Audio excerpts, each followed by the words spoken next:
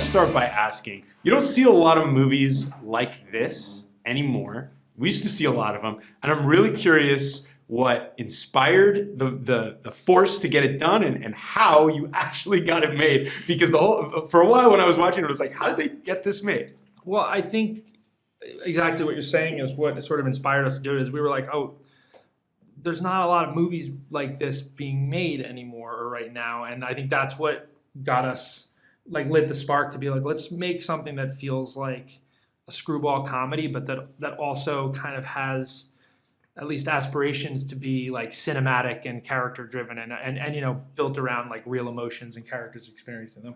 And I think the great part is that we found really good partners with Topic Studios and with Neon, who saw our vision for the craziness that we wanted to try and pull off, and we're like, yes, absolutely yes. And I think it was having those partners supporting us and saying, like, guys, go for it, and you know, push this as far as you can, that helped us. So working behind the camera, collaborating in that way, playing these roles, wearing all these hats, it's a lot, obviously. Or is it not? And I'm curious, like, how your real life dynamic comes to bear in the on-screen dynamic, and how the two things work. Like, you give each other notes, or you give each other... Well, we hate each other in real life, but we play friends on screen. Yeah, and on set. Eventually, if we do enough movies together, we slowly start to like each other more. But we really started no. I think there's a natural. We just have a shorthand with each other, and that's sort of all it really takes. And I think there's different functions for different parts of the process. Like, during the writing process is really a true collaboration where we're sort of you know, writing, creating, and doing it all together. And then as we move into production, him being the director, I get to take my producerial side of things and really work the function to help side of support and bring to life the things that both we've imagined and he's sort of like honing in on as the director. And then as performers, I think we're back sort of on even playing fields, aside from the fact that you're directing me. We're on even playing field. Okay, good. Well, he's on a different playing field. I think I'm on the same playing field, which is a perfect way to operate. Yeah. There's a sequence in here that involves a lot of fighting, and I don't want to give too much away, but it comes out of nowhere, and it's incredible, and it goes on, and it's funny.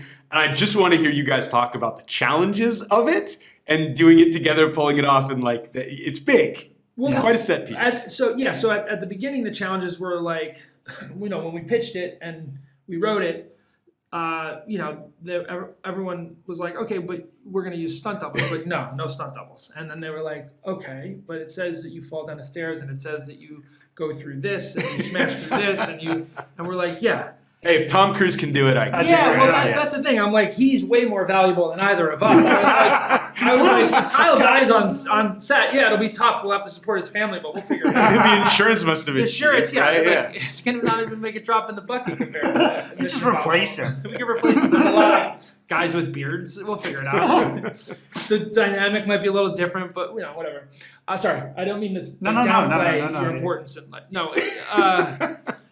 But you know what? It really. But then as you push, you're like, no, we're doing this. And I think the reason why we wanted to do it ourselves was for vanity, but also for, you know, there's something you can do when you see someone crash through something and then in the same shot turn and deliver a line and a joke that you can't really replicate the other way. And so I think we subconsciously see the cheats in fight scenes a lot, and because our right now, you know, what we get for fight scenes is these incredibly choreographed, dynamic, John Wick style, like, you know, the camera moves in the same thing, or you get, you know, these big superhero action movies where, you know, we sort of anticipate the camera moves now. And like our whole approach to this was like, for a good chunk of it, it should feel like we're a fly on the wall watching two friends who might kill each other. Yeah. And that became exciting. That sort of charged us up about the possibilities of that, because it felt new, it felt fresh, it felt like something that we haven't seen that much. It's fun to watch in that way, and it feels a little more raw because it's you guys, and it's a little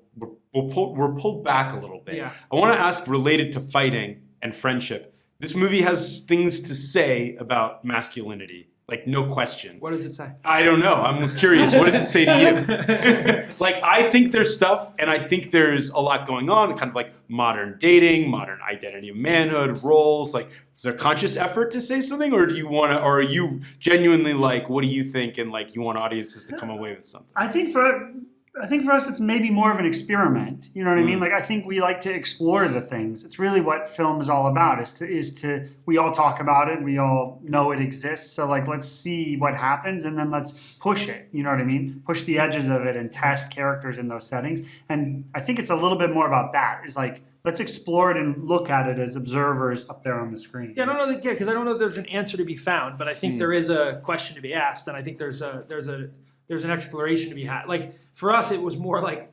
what areas feel like exciting, charged, areas that feel alive and feel ripe for, and not just because they're sort of zeitgeisty conversation pieces of, male friendship or open relationships or these things.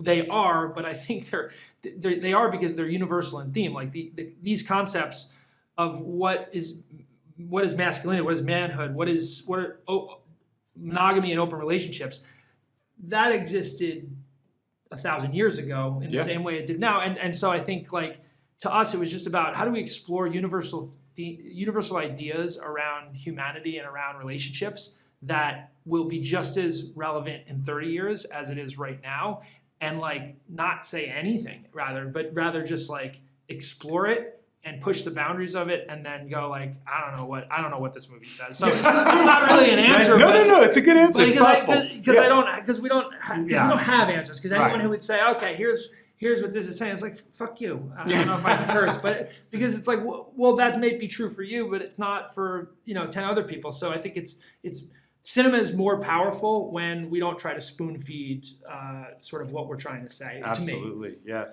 Last question. I just want to know if there's something for each of you that didn't make the cut that you wished had that you loved, especially with comedy. If there's something you were like, just couldn't keep it. Well, it didn't make we cut shooting it. So that there's a thing that there's a scene that didn't get shot that I'm more bummed about, which was like, there was this really funny scene where Kyle plays a gym teacher, a gym administrator, whatever you want to call it.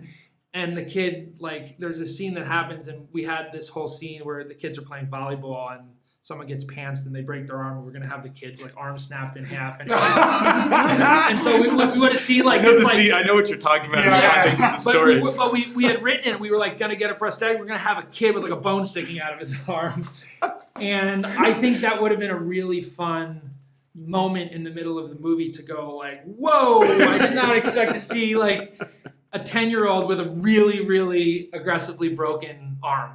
I love that. Yeah. Well, now I'm glad I heard that existed. I'm sorry I missed it though from the movie, but I got to wrap. Thanks guys so much. It was really fun. Thank you.